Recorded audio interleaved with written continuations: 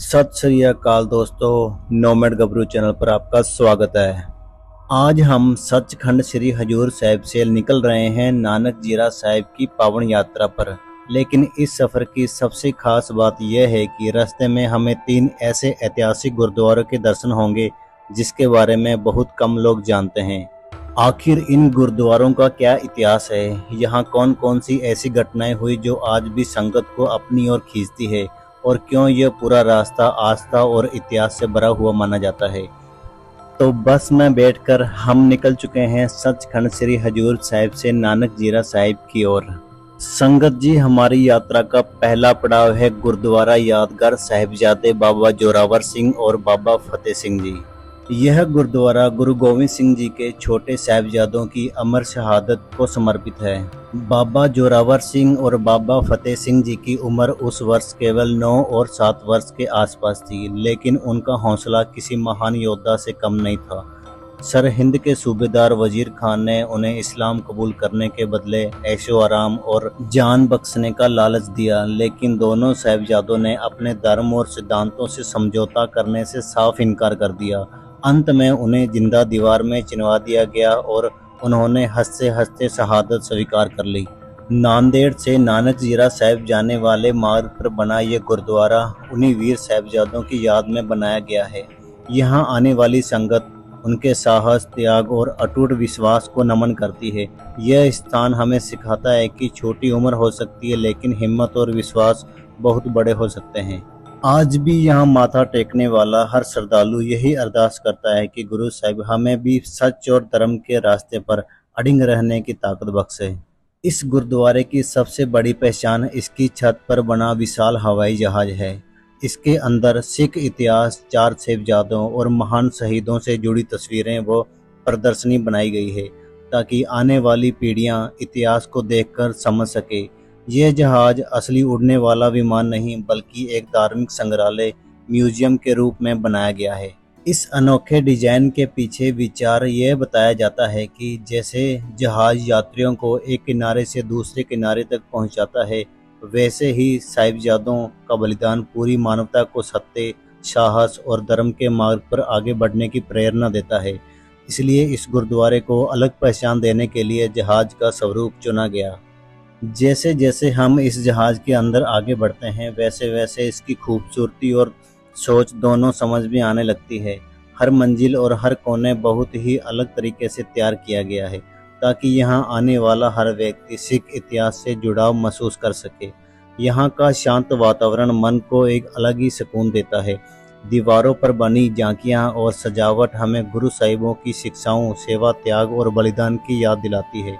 कुछ पल यहाँ बिताने के बाद ऐसा लगता है जैसे समय ठहर गया हो और मन पूरी तरह गुरु चरणों में लग गया हो।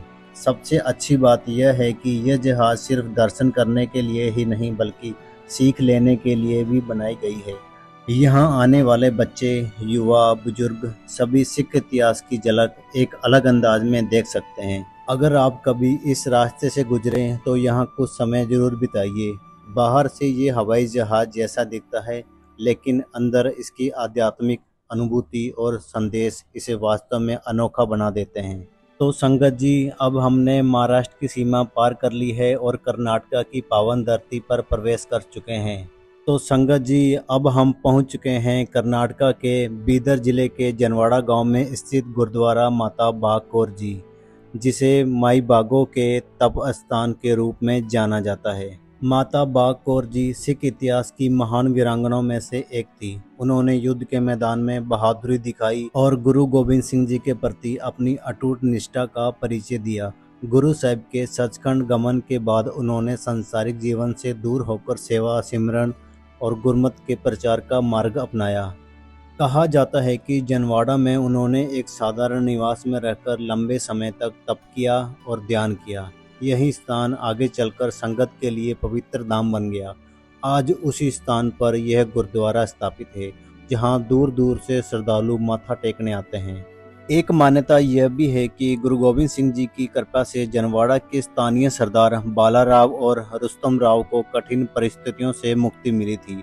बाद में माता बाग कौर जी उनके साथ जनवाड़ा आई और यहीं रहकर आध्यात्मिक जीवन व्यतीत किया। आज का गुरुद्वारा उसी तप स्थली की याद को संजोए हुए है। यहाँ का शांत वातावरण, सेवा और सिमरन की परंपरा हर श्रद्धालु को गुरु की शिक्षाओं से जोड़ती है। यह स्थान हमेशा याद दिलाता है कि वीरता केवल युद्ध भूमि में नहीं बल्कि त्याग, सेवा और प्रभु भक्ति में भी होती है।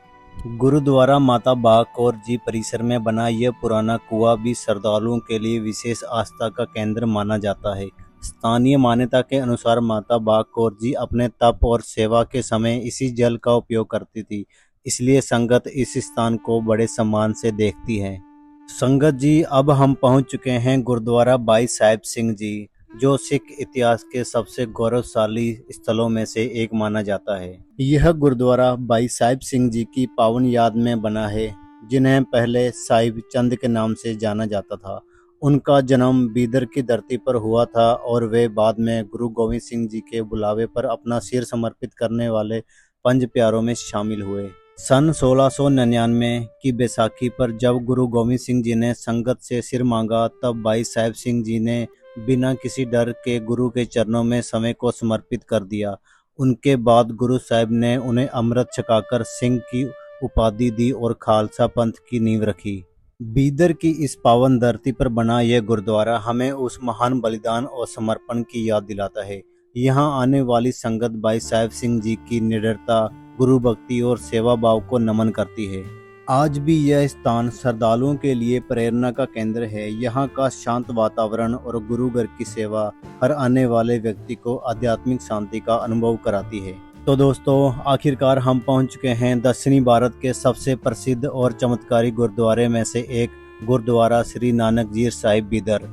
जैसे ही हम इस पवित्र स्थान के दर्शन होते हैं, मन अपने आप श्रद्धा से भर जाता है। जीरा शब्द का अर्थ होता है पानी का प्राकृतिक सोता। यही कारण है कि इस स्थान का नाम नानक जीरा साहिब पड़ा। इतिहास के अनुसार सन 1510 से 1514 ईस्वी के बीच अपनी दूसरी धर्म प्रचार यात्रा के दौरान गुरु नानक देव जी दक्षिणी भारत की यात्रा करते हुए बीदर पहुंचे। उनके साथ भाई मर्दाना जी भी थे। उस समय बीदर में पीने के पानी की बहुत बड़ी समस्या थी। कुओं का पानी खारा था और लोगों को मीठा पानी नहीं मिलता था। जब लोगों ने अपनी परेशानी गुरु नानक देव जी को बताई, तो गुरु जी ने ईश्वर का स्मरण किया और एक चट्टान को हटाया। मान्यता है कि उसी स्थान से मीठे और स्वच्छ पानी की धारा फूट पड़ी। इसी धारा को जीरा कहा गया, जिसका अर्थ होता है पानी का प्राकृतिक स्रोत। तभी से इस स्थान का नाम नानक जीरा पड़ गया। आज भी यह पवित्र जल लगातार बह रहा है। गुरुद्वारे के सामने बने अमृत कुंड में यह पानी इकट्ठा होता है, जहां श्रद्धालु आस्था के साथ स्नान करते हैं और इस जल को प्रसाद के रूप में अपने साथ ले जाते हैं। सबसे हैरानी की बात यह है कि लगभग 500 साल से यह जलधारा लगातार बह रही है और आज भी इसका पानी साफ और मीठा माना जाता है। दूर दूर से आने वाली संगत इस पवित्र जल को श्रद्धा के साथ अपने घर ले जाती है। बहुत से श्रद्धालु इसे गुरु साहिब का आशीर्वाद मानकर बोतलों और कैनों में भरकर ले जाते हैं। यहाँ आने वाले लोग पहले माथा टेकते हैं, अरदास करते हैं और फिर इस अमृत जल का प्रसाद ग्रहण करते हैं। कहा जाता है कि यह सिर्फ पानी का स्रोत नहीं बल्कि गुरु नानक देव जी की दया और मानवता का सेवा का जीवंत प्रतीक है। इसलिए हर श्रद्धालु इस स्थान को बड़ी श्रद्धा और सम्मान के साथ नमन करता है। कई श्रद्धालु इस पवित्र जल को अपने हाथों के चिल्लू में भरकर श्रद्धा के साथ पीते हैं। इसका विश्वास है कि यह गुरु नानक देव जी की कृपा का प्रसाद है। संगत जी, जिस पवित्र सरोवर को आप देख रहे हैं, इसे अमृत कुंड भी कहा जाता है। इसी कुंड में नानक जीरा की पवित्र जलधारा आकर एकत्रित होती है। बहुत से श्रद्धालु यहाँ स्नान भी करते हैं। उनकी आस्था है कि गुरु नानक देव जी की कृपा से जुड़ा ये पवित्र जल मन को शांति देता है और इंसान को नाम सिमरन तथा सेवा के मार्ग पर चलने की प्रेरणा देता है। तो संगत जी, आज की हमारी नानक जीरा साहिब की यात्रा यहीं समाप्त होती है। उम्मीद है आपको ये दर्शन और जानकारी पसंद आई होगी। अगर वीडियो अच्छी लगी हो तो लाइक, शेयर और चैनल नोमैड गबरू को सब्सक्राइब जरूर करें। मिलते हैं अगले सफर एक नई जगह के साथ।